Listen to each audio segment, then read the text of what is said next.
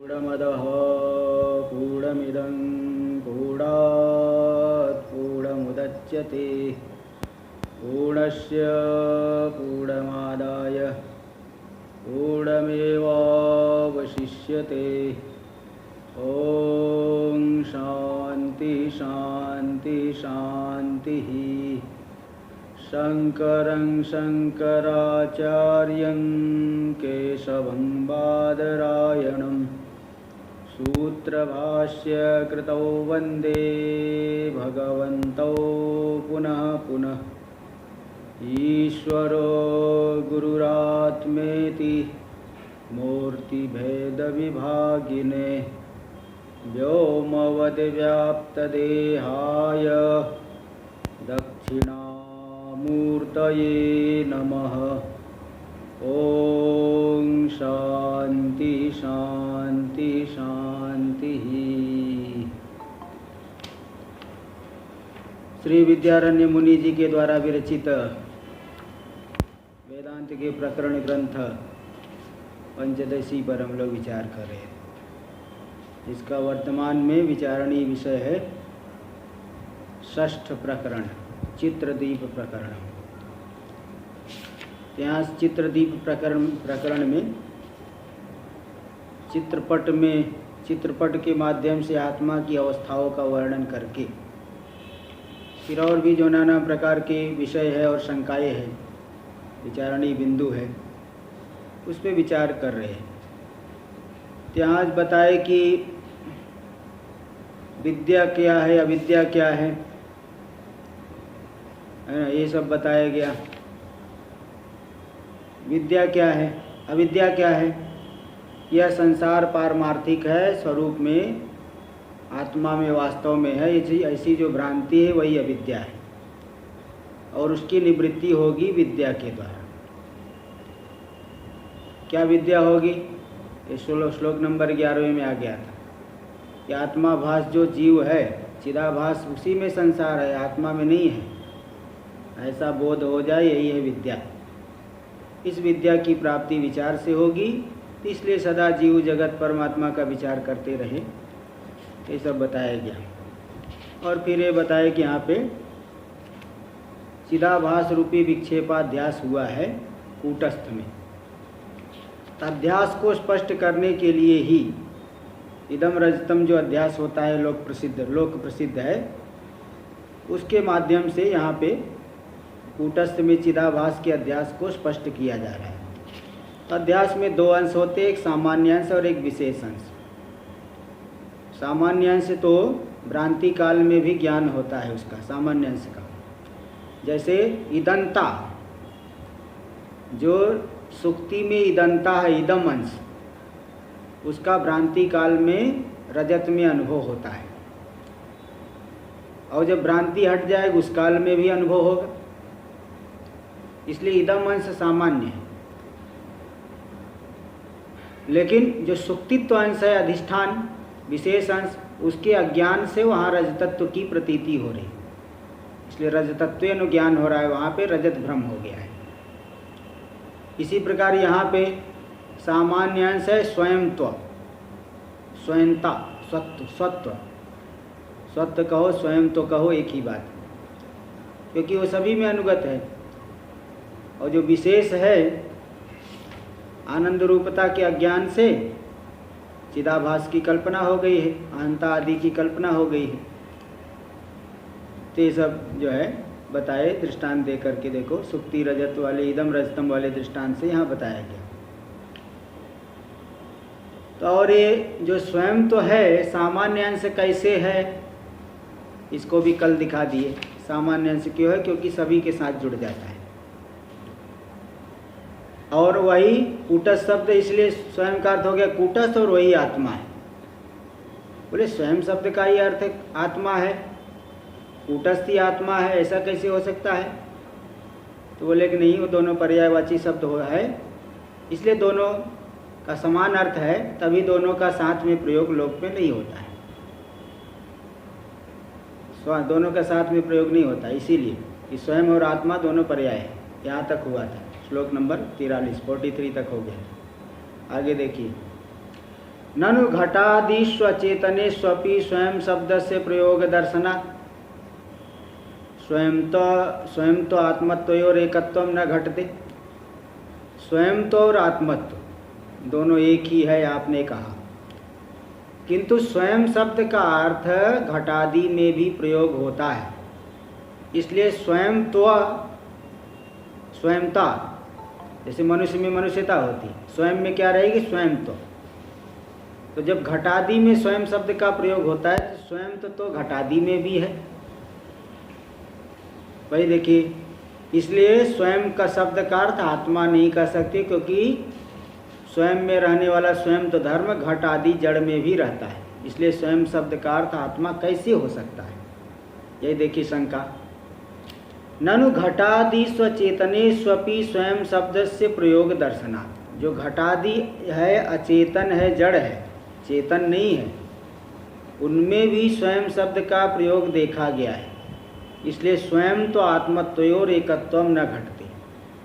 स्वयं तो और आत्मत्व इन दोनों की एकता जो है घटित नहीं हो रही, दोनों एक ही है। स्वयं यानी आत्मा, स्वयं का ही अर्थ आत्मा है, दोनों में एकता घटित नहीं हो रही है। इति शंकते, ऐसी शंका ये 44वें श्लोक में कर रहे हैं। शंका करके फिर आगे समाधान दे देंगे। घट स्वयं न जानाति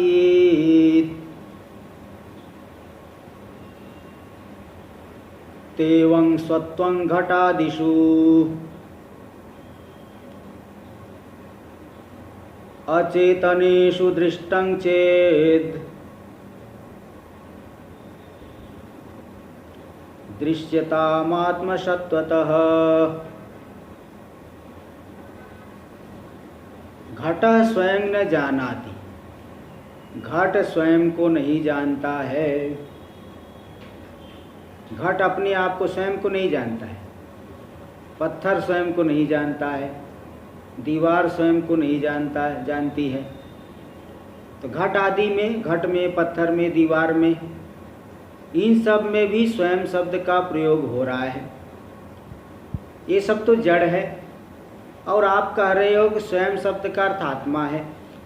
तो ये जो आत्मवाचक स्वयं शब्द का प्रयोग घटादि में कैसे होगा बताइए?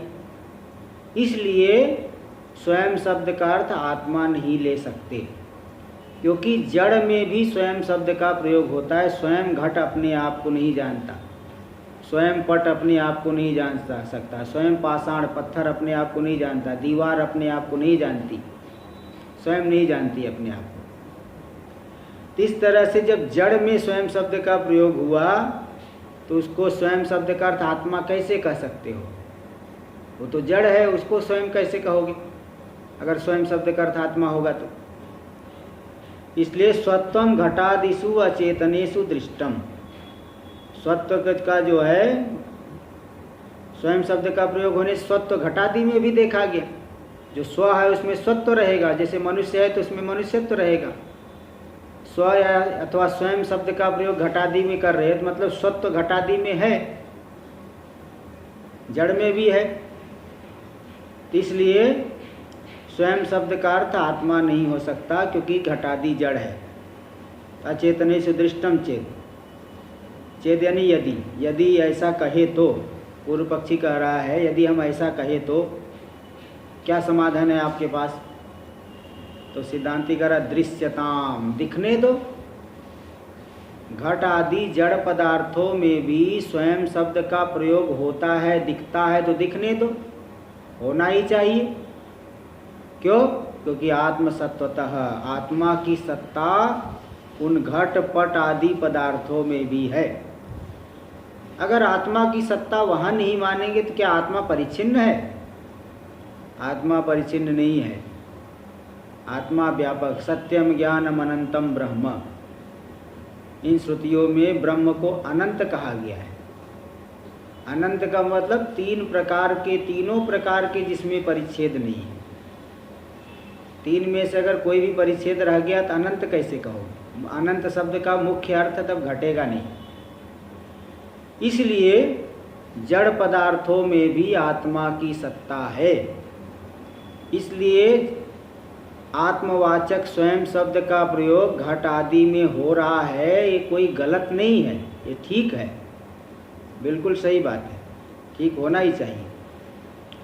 देखिए टीका में दे रहे घट इति घटादि स्वपि स्फुरण रूपेण आत्म चैतन्य से सत्वात्। घटादि में भी देखिए स्फुरण रूप से, सत्ता रूप से, घटो अस्ति, ये जो सत्ता है वो क्या घट की अपनी सत्ता है? मिथ्या पदार्थ की सत्ता तो हो नहीं सकती है, घटादि तो मिथ्या पदार्थ है, उसमें वो सत्ता कैसे आएगी? इसलिए आत्मा की सत्ता घटादि पदार्थों में भाषित हो रही थी। इसी प्रकार आत्मा का ही भान, स्फुरण रूपता, ज्ञान रूपता, इसलिए भान होता है ना, घटो भाति, घट मुझे प्रकाशित हो रहा है, घट को मैं जान रहा हूँ, जो घट का भान हो रहा है, ये जो स्फुरण रूपता मालूम पड़ रही है, घट का स्फुरण हो रहा है, ये स्फुरण किसका स्वरूप है? ये तो आत्मरूप ही है। इसलिए घटादि स्वपि स्फुरण रूपेण, यानी भान रूप से, ज्ञान रूप से, आत्म चैतन्य से सत्वात्, आत्म चैतन्य वहाँ है, सत्ता रूप से भी है, ज्ञान भान रूप से भी है, चिद रूप से भी है। हाँ, आनंद रूप से वो नहीं मालूम पड़ रहा है, क्योंकि कोई किसी को आनंद भी इष्ट भी मालूम पड़ता है। गर्मी के समय में जो घट ठंडा पानी रहेगा, बोले घटो इष्ट, आनंद रूपता भी देखो वहाँ मालूम पड़ेगी। तो घटादि स्वपि स्फुरण रूपेण आत्म चैतन्य से सत्वात्, आत्म चैतन्य वहाँ है, उसकी सत्ता है, इसलिए ते स्वपि स्वयं शब्द प्रयोगो न विरुध्यते, इसलिए स्वयं शब्द का प्रयोग घटादि में नहीं होना चाहिए कह रहे थे आप। बोले कोई विरोध नहीं है, कोई विरुद्ध नहीं है, ठीक ही प्रयोग किया गया है, क्योंकि जब आत्मा वहाँ पे है, आत्म चैतन्य वहाँ है, तो आत्म चैतन्य वाचक स्वयं शब्द का प्रयोग वहाँ घटादि में भी हो जाना कोई गलत नहीं है। वो जड़ है तो क्या हुआ, सत्ता तो है, आत्मा की सत्ता का भान हो रहा है वहाँ पे। इत्यादि दृश्यता, इसलिए सिद्धांती ने समाधान दिया श्लोक के चतुर्थ पाद में, दृश्यताम आत्मसत्वतः, घटादि में भी अगर स्वयं शब्द का प्रयोग दिखता है तो दिखने दो, सत्य कह रहे हो है तो दिखने दो, क्योंकि वो तो आत्मा की सत्ता वहाँ है, इसलिए कोई गलत नहीं है। ननु घटादिषु आत्म चैतन्य से सत्व,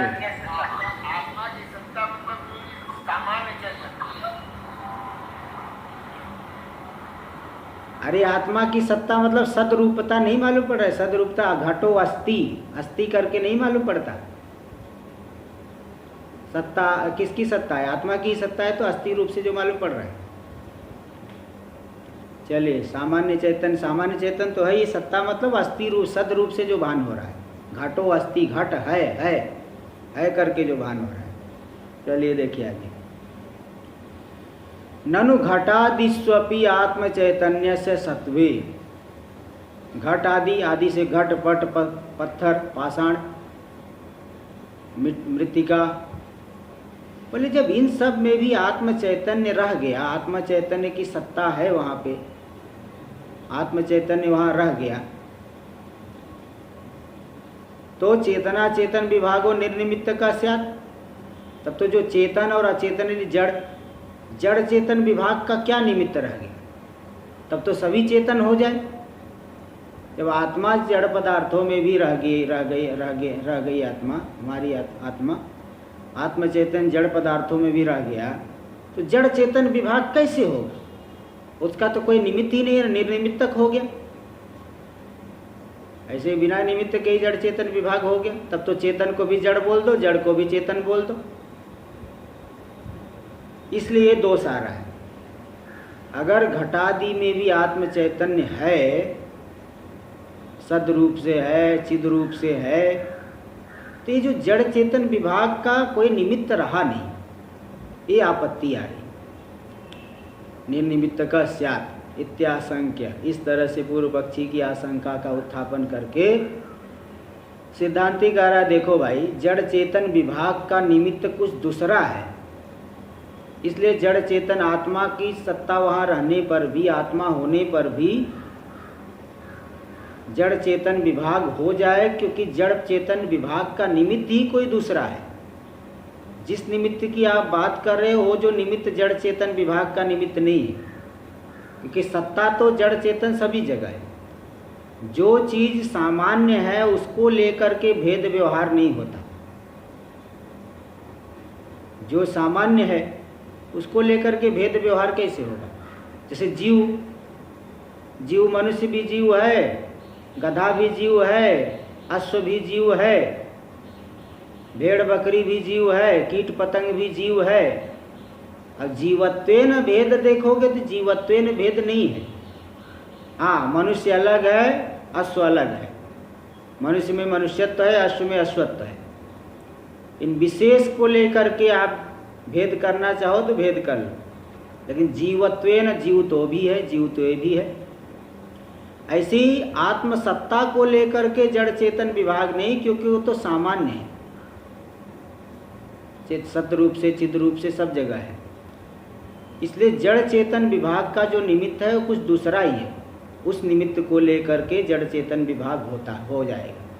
इसलिए बता रहे चेतना चेतन विभागस्य चिदाभास सत्वा सत्व लक्षण कारण सद्भावात्। ये जो चेतना चेतन विभाग है, चेतन और अचेतन यानी जड़ चेतन विभाग जो है वो चिदाभास के होने पे चिदाभास सत्वेन चेतन और चिदाभास असत्वेन चेतन, चिदाभास असत्वेन अचेतन जड़। जहाँ पे चिदाभास है मतलब जहाँ पे अंतःकरण होने से चिदाभास चैतन्य का आभास पड़ रहा है, तो आज चेतन व्यवहार हो जाए। जैसे हम लोगों के शरीर में, शरीर के भीतर सूक्ष्म शरीर है, सूक्ष्म शरीर में आत्मा का प्रतिफलन हो रहा है, चैतन्य का आभास प्रतिबिंब हो रहा है, और प्रतिबिंब भी चेतन जैसा मालूम पड़ेगा। बिंब के समान ही प्रतिबिंब में भी धर्म दिखते हैं, और बुद्धि के माध्यम से आत्मा की चेतनता शरीर आदि में भाषित हो रही है। इसलिए यहाँ पे चेतन व्यवहार हो जाता है। लेकिन जो पत्थर है, घट है, इन सब में अंतःकरण नहीं है। अंतःकरण नहीं होने से चिदाभास नहीं है। इसलिए चिदाभास नहीं होने से उनको चेतन नहीं बल्कि जड़ कहा जाएगा। यही बात देखिए बता रहे, चेतना चेतन विभागस्य चिदाभास सत्वा सत्व लक्षण कारण सद्भावात्। जो चेतना चेतन विभाग होता है, चिदाभास के सत्वेन चेतन विभाग चेतन कहा जाएगा, चिदाभास के असत्वेन अचेतन कहा जाएगा। तो चिदाभास के सत्व और असत्व रूपी कारण के होने से चेतना चेतन विभाग हुआ है। इसलिए मैं व ऐसा मत कहो कि घटादि में आत्मा की सत्ता है तो आत्म चैतन्य है तो जड़ चेतन विभाग का कोई निमित्त ही नहीं रहा। जड़ चेतन विभाग का निमित्त दूसरा हो गया चिदाभास। चिदाभास जहाँ रहेगा चेतन कहा जाएगा, चिदाभास नहीं है तो जड़ कहा जाएगा। इसलिए मैं व ऐसा मत बोलो आप कि आत्मा होने मात्र से जड़ चेतन विभाग नहीं हो पाएगा। इति परिहरक, इस तरह से परिहार कर रहा है सिद्धांती। श्लोक नंबर 45 देखिए। चेतना चेतन विदा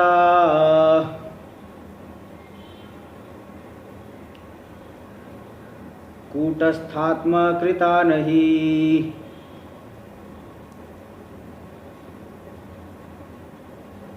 किंतु बुद्धि कृता भाष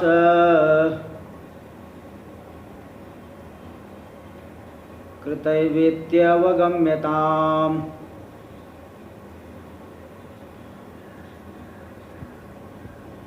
चेतना चेतन विदा कूटस्थात्म कृता नहीं। कूटस्थ आत्मा को लेकर के चेतना चेतन विदा नहीं। कूटस्थ आत्मना चेतना चेतन विदा, विदा यानी भेद ही होता है। विदा का अर्थ है भेद। चेतन और अचेतन यानी जड़ चेतन जो भेद है कूटस्थ आत्मा के द्वारा नहीं किया गया है, क्योंकि वो तो सब जगह है। जैसे जीवत्व सभी जगह है तो जीव में भेद नहीं कर पाओगे जीवत्व को लेकर के। इसी प्रकार कूटस्थ आत्मा तो सब जगह है, आत्मा हर जगह है, इसलिए आत्मा को लेकर के जड़ चेतन भेद कहाँ से होगा? जो वस्तु सब जगह है वह भेद का हेतु नहीं होती है। जैसे आकाश सब जगह है तो आकाश मात्र से भेद नहीं हो पाएगा, क्योंकि वो सब जगह है। फिर कैसे होगा भेद? जड़ चेतन विभाग होगा कैसे? किंतु बुद्धि कृता भास कृता, बुद्धि के द्वारा किया गया जो चिदाभास, उस आभास के द्वारा ही कृता का कृता चेतना चेतन विदा, जड़ चेतन भेद बुद्धि के द्वारा किए गए चिदाभास के कारण ये भेद हुआ है। चिदाभास के द्वारा यह भेद किया गया है, न कि आत्मा को लेकर के।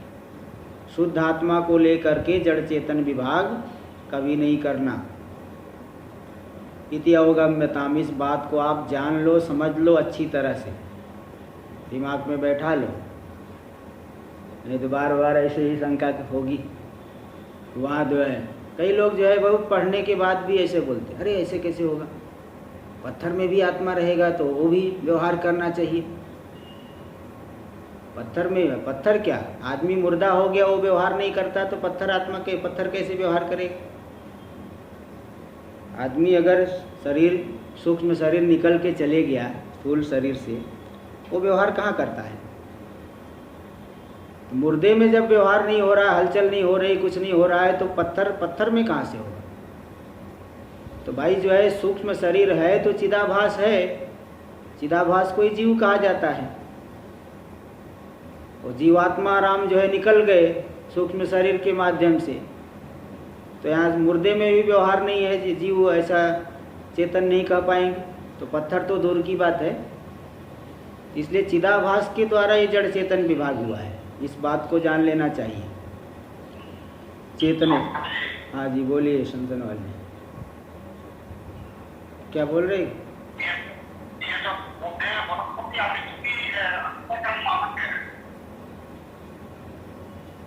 क्या कह रहे हैं जरा और?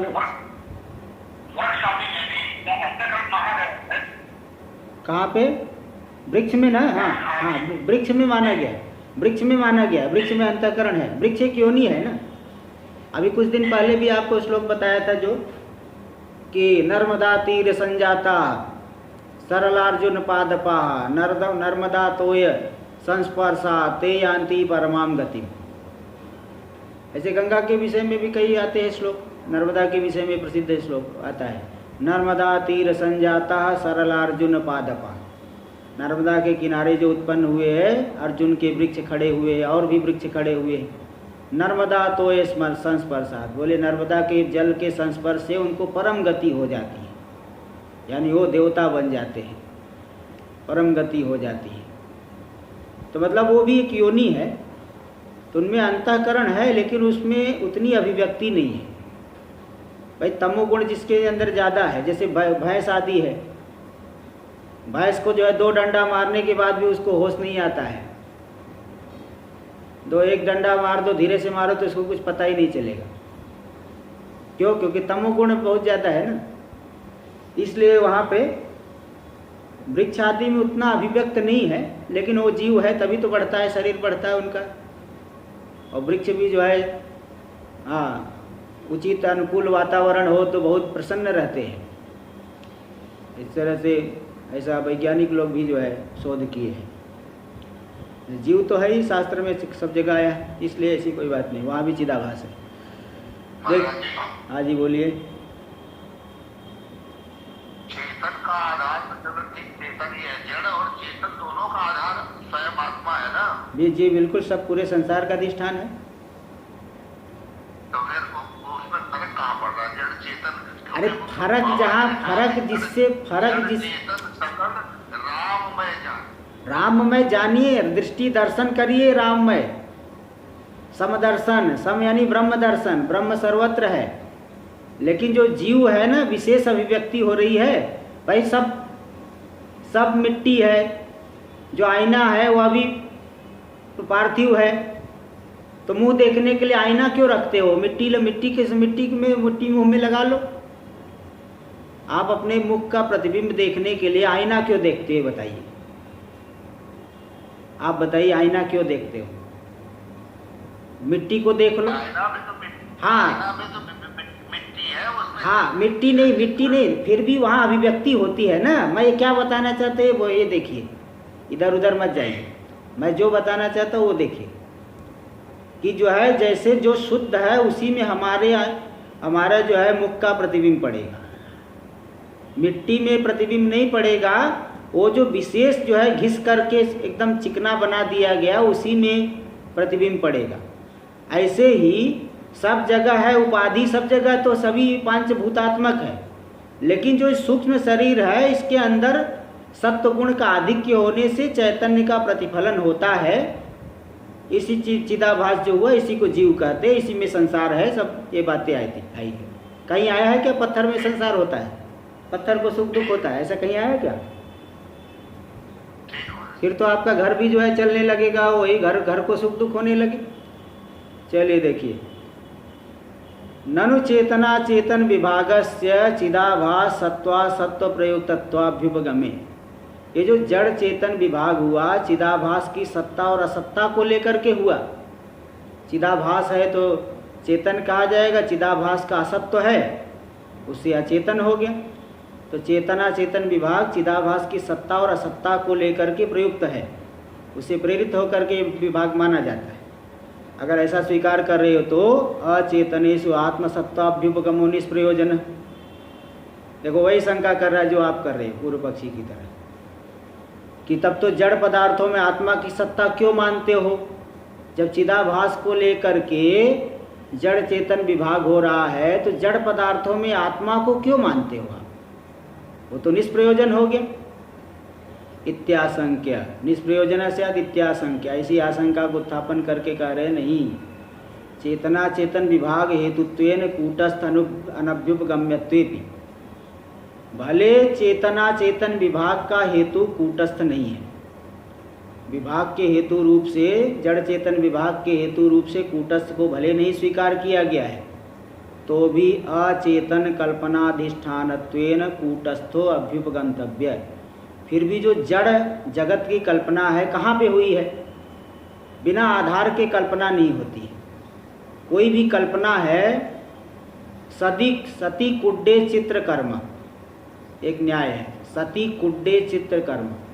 दीवार हो, कोई आधार हो तब चित्र बनेगा। बिना दीवार के, बिना किसी आधार के चित्र नहीं बनता। आसमान में चित्र नहीं बन जाएगा, ऐसे ही नहीं बना पाओगे आप। इसी प्रकार ये जो जगत है, जड़ जगत, ये अज्ञान से कल्पित हुआ है। कहाँ पे कल्पित हुआ है? उसका कोई ना कोई आधार कहना पड़ेगा, एक अधिष्ठान मानना पड़ेगा। इसलिए अचेतन कल्पना के अधिष्ठान रूप से कूटस्थ को स्वीकार करना चाहिए। भले जड़ चेतन विभाग के हेतु रूप से कूटस्थ को नहीं माने, तो भी अचेतन ने जड़ की कल्पना के अधिष्ठान रूप से कूटस्थो अभ्युपगंतव्य। देखो ये पंक्ति आगे, चेतना चेतन विभाग हेतुत्वेन कूटस्थस्य अनभ्युपगम्यत्वेपि अचेतन कल्पनाधिष्ठानत्वेन कूटस्थो अभ्युपगंतव्य इति। भले जड़ चेतन के विभाग रूप से कूटस्थ को स्वीकार मत करो, स्वीकार न किया जाए तो भी जड़ जगत की कल्पना के अधिष्ठान रूप से कूटस्थ को मानना पड़े, क्योंकि संसार आविद्यक है। अविद्या से, जैसे स्वप्न में देखिए, स्वप्न कहाँ कल्पित है? दृष्टा में कल्पित है। स्वप्न किसी में है ही नहीं, ऐसा तो नहीं कहा जा सकता। भ्रांति कोई भी चीज है तो कहीं न कहीं कल्पित है, भ्रांति से दिखने वाला पदार्थ। इसलिए अधिष्ठान रूप से आपको कूटस्थ को मानना पड़ेगा। इति अभिप्रायण घटादेश तत्र कल्पितत्वम सदृष्टान्तम। इसी अभिप्राय से घटादि उस कूटस्थ में कल्पित है, इस बात को दृष्टांत के सहित बता रहे हैं। श्लोक नंबर 46 देखिए, 46। यथा चेतन आभासः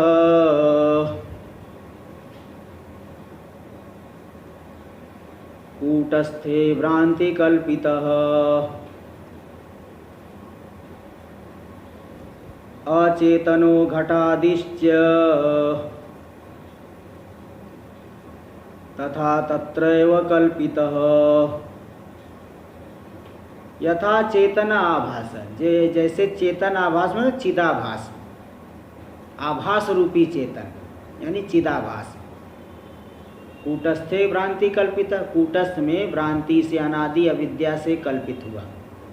अनादि अविद्या से पंचभूतात्मक सृष्टि हो करके शरीर आदि बन करके सूक्ष्म शरीर में चिदाभास की कल्पना हुई। तो जैसे वो कूटस्थ में ही है, कूटस्थ सब जगह है, दोनों शरीरों का अधिष्ठान है। आत्मा सब जगह है लेकिन दोनों शरीरों का अधिष्ठान होने से कूटस्थ कहते हैं, ये बात तो आ चुकी है। तो जैसे कूटस्थ में चिदाभास भ्रांति से कल्पित हुआ है, तो जड़ पदार्थ भी उसी कूट आत्मा में ही कल्पित है। अचेतनो घटादिश्च तथा तत्रैव कल्पित, इसी प्रकार जो जड़ घट आदि पदार्थ है वह भी उसी में कल्पित है।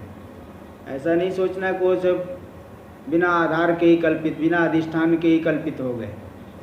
माया के बने हुए पदार्थ इसे एक सत्य अधिष्ठान में ही मानना पड़ेगा, अधिष्ठान को तो सत्य ही माना जाता है।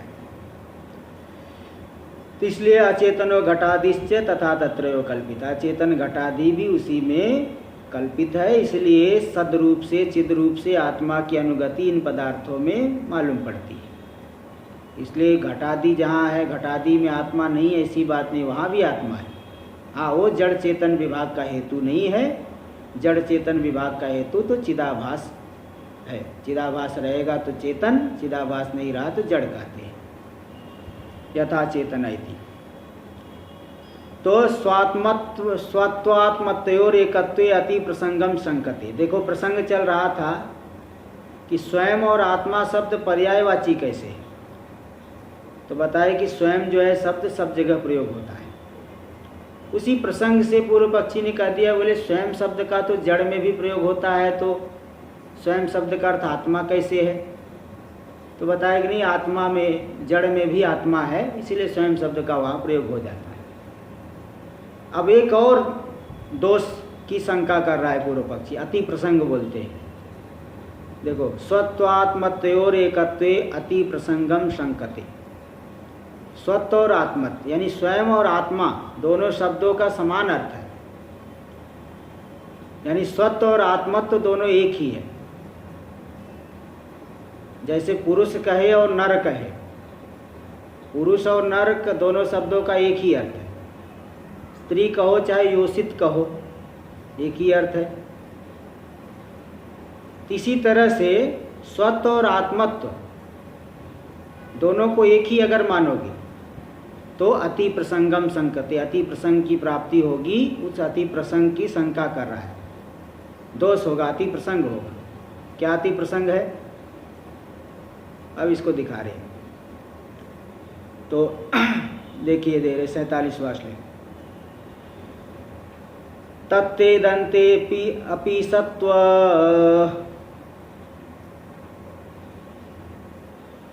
मिव त्वमहमादिषु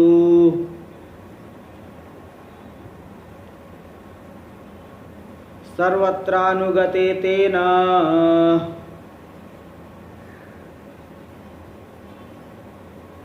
तयोरप्यात्मतेति चेत्। तत्तेदन्ते, देखो अति प्रसंग यही है कि स्वयं शब्द की सर्वत्र अनुगति होने से, स्वयं शब्द का अर्थ आत्मा मान रहे हो, बोले तब तो तद शब्द यानी वह शब्द से सभी को कहते, वही मैं, वही तुम, वही यह। इसी प्रकार यह शब्द से भी सभी को कहा जाता है, यही मैं, यही तुम, यही वह। तो जैसे स्वयं शब्द का प्रयोग सभी के लिए हुआ, तो वह और यह शब्द का भी प्रयोग सभी के लिए होता है। तो यह और वह शब्द का अर्थ भी आत्मा हो जाए, तब तो ये भी आत्मा का पर्यायवाची शब्द हो जाए, वह यह, यही अति प्रसंग। अति प्रसंग इसी को कहते हैं कि जैसे स्वयं शब्द का अर्थ आत्मा मान रहे हो क्योंकि सर्वत्र अनुगत है, तो तद और इदम, यह वह, इन शब्दों का भी सब जगह प्रयोग हो जाता है, इसलिए ये भी आत्मा के पर्यायवाची शब्द है। ऐसा आपत्ति हो रही है।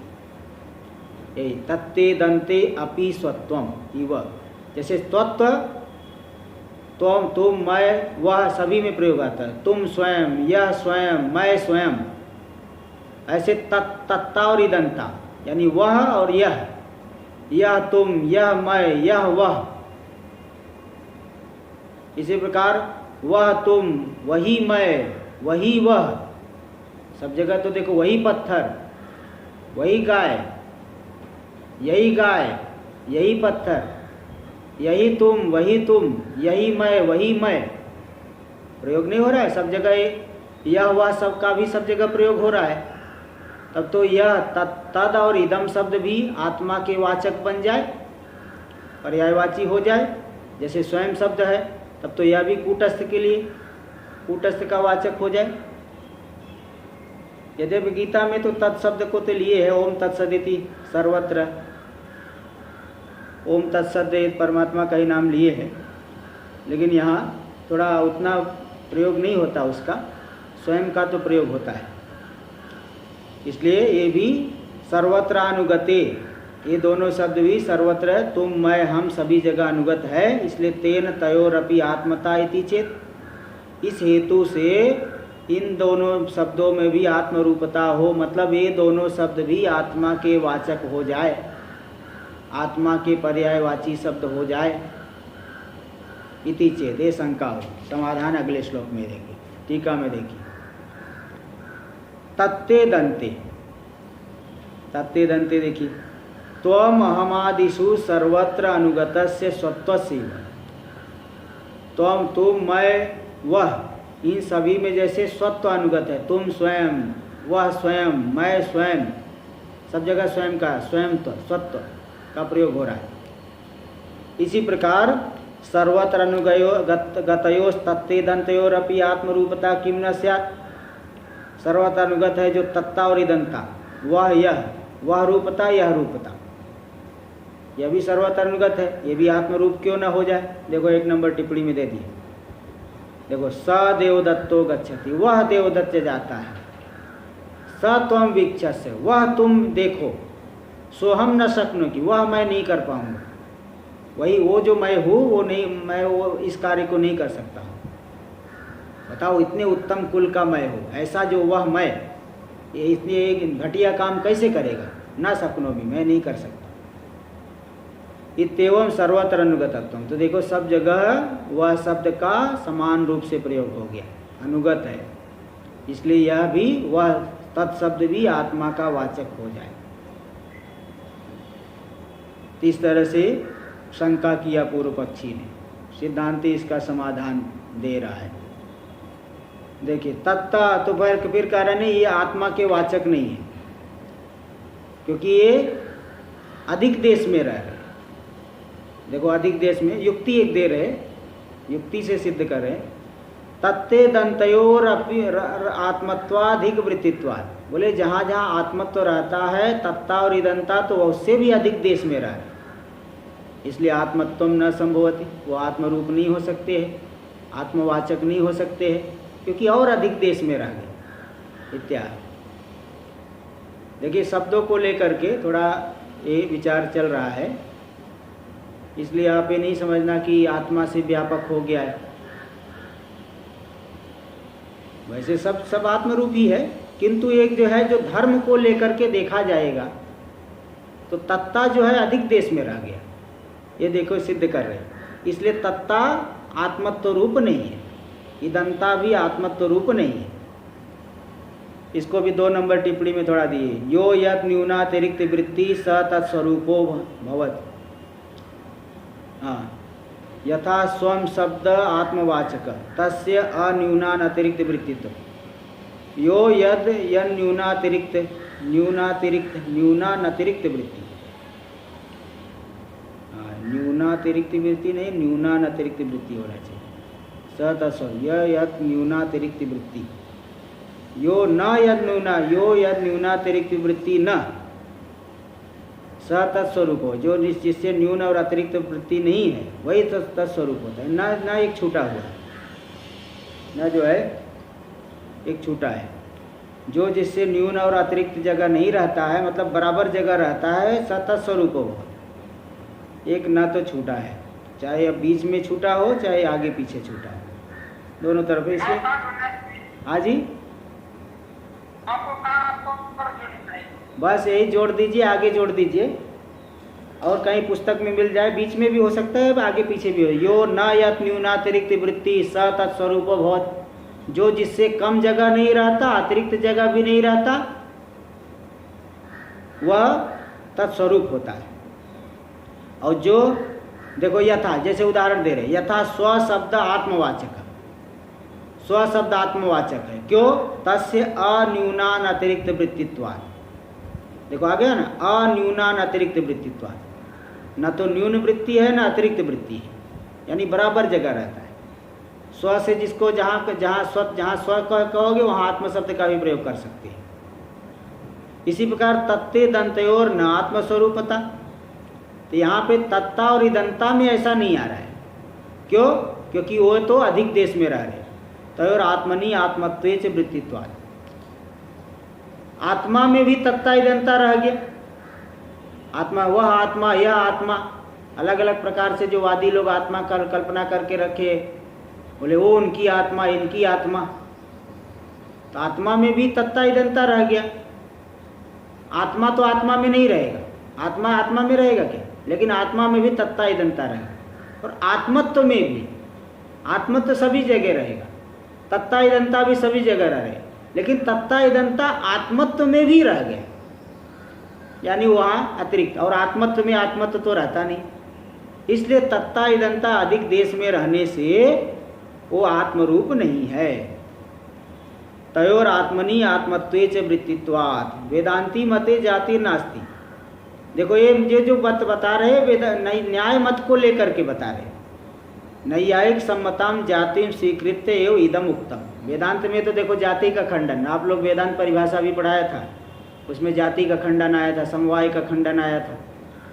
तो वेदांत मत में जाति नहीं है, बल्कि नैयायिक लोग जाति मानते, तो जाति को लेकर के समाधान दे रहे। थोड़ा देखो, दूसरे के साथ जब शास्त्रार्थ करते हैं तो थोड़ा उसके मत को लेकर के भी वो विचार हो जाता है, उसके मत को लेकर के उसको काटना।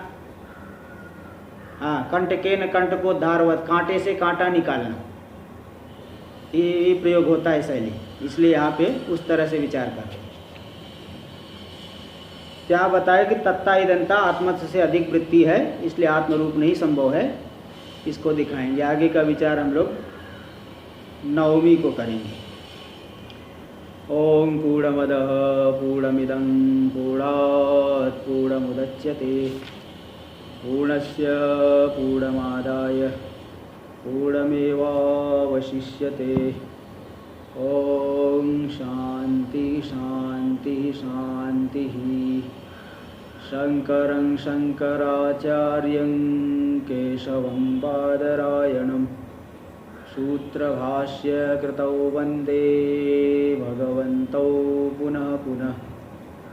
ईश्वरो गुरुरात्मेति मूर्तिभेदविभागिने व्योमवद्व्याप्तदेहाय दक्षिणामूर्तये नमः। ओम शांति शांति शांति।